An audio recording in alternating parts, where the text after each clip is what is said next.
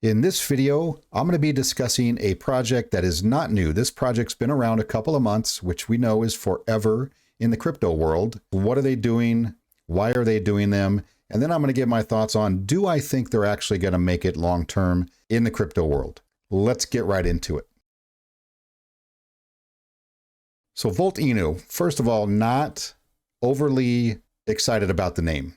Volt, that's fine, just fine. It's the Inu part that gets me. Right? The Inu part, if you've been in crypto for a little while, you know the Inus have been out since Shiba Inu, and everybody wanted to copy Inu because they thought that was going to give them instant credibility.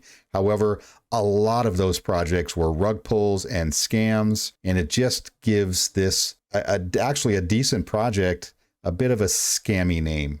That's my complaint. Okay, I've aired it out there. Now you know.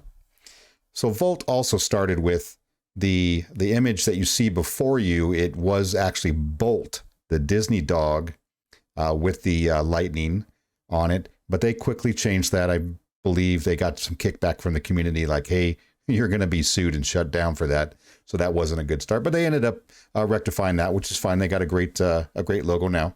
What is Volt Inu? So Volt is a highly deflationary token that is on the Binance Smart Chain and also on the ERC20 Ethereum. So what they're doing is they are investing from their treasury into multiple asset classes in the crypto space.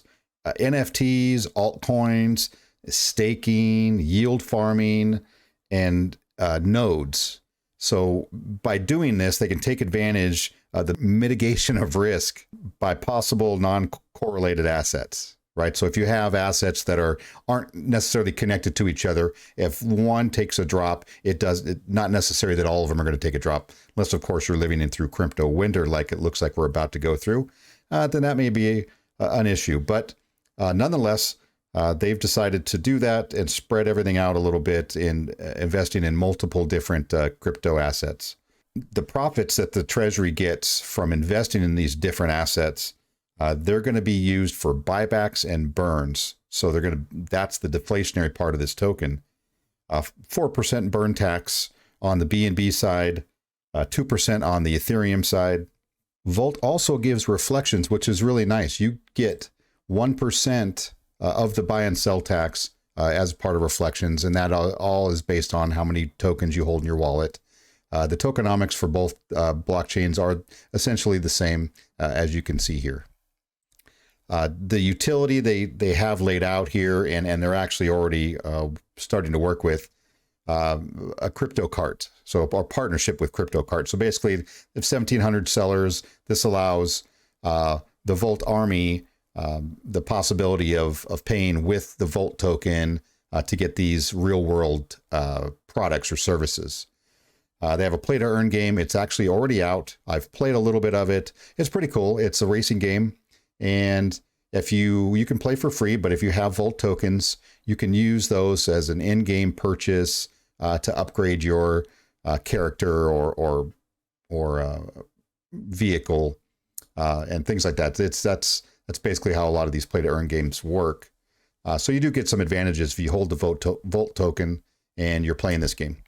Also, as a launchpad, they're looking basically a launchpad and an incubator. So if you hold Volt tokens and you're in the Volt Army, you're going to have access and opportunities to invest in upcoming projects in the early stage, right? If you don't hold Volt tokens, and in combination with the NFTs, basically, then you don't get access. So this basically kind of gives exclusivity to new tokens coming up or new projects that you want to get into early, which obviously is going to be advantageous. Gamified social activity. Basically, if you're a Volt holder and you're out there and you're helping expand gamified social activity. So if you're a Volt holder, basically you're incentivized to go out there and help increase exposure and visibility, through social media, and you're going to be rewarded for this. And there may be contests, things of that nature. Their roadmap, actually, they've done quite a bit already. So they've, stage 1, stage 2, all their acquisitions. the audits, the central exchange listings, which is quite extensive at this point. They've got 20, I think as of right now, I think it's 19, and they're adding the 20th centralized exchange, which is crazy good for a project like this to get on that many exchanges. They're all, none of them are top, 5 exchanges, but they're on Bitmart, and they're on a bunch of others that are kind of along those lines, which is still, it's great for them. It's showing that they're doing very well and they're being well accepted. They've got over 9,000 holders right now. They've got an $80 million market cap. This is the V2 version they launched. I believe they had to switch to a V2 because the number of zeros that they had were too many. Their decimal point, his says 0.5, five zeros basically. When you have too many zeros in this crypto world, and you try to get on other exchanges, the big exchanges, they have a hard time migrating your token or accepting your token if you've got too many zeros there. So they went ahead and migrated to V2. I'm not sure if they had to solve some other issues, but I know that was one of them. And if you look at their price action, actually, their V2 launch was back in April, and they had very great price movement. Obviously, the market was doing okay at the time. And then it's kind of gone down a little bit, but we're 23% up on the day, 24 hours, which is really good in this market where everything is getting cratered. So that's nice to see. Also, that's a bit of positivity for Volt, for the Volt army. Now they just listed on their Twitter that they're going to give away, they're going to burn $1 million worth of tokens, which is also deflationary, right? That's going to help increase the price by reducing supply when they reach their all-time high again. And who knows when that's going to be? It's probably going to be a little bit longer now because of the market the way it is. Everything's, everything really is moving down. So their social media, Volt has 49,000 followers on Twitter, and they're actually their community is actually quite engaged on Twitter. So that's another positive for them.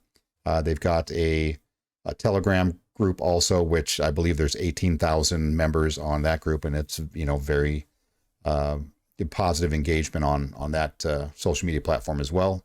What do I feel about Volt? It seems to be a great project and great ideas. They've already come through on a lot of their promises and their goals. They've got a huge community, right, which definitely helps. So continuing to add central exchanges. They still have a few things left to do. Their treasury staking and farming. Their NFT collection they've not done yet. The Launchpad and incubator they're still working on.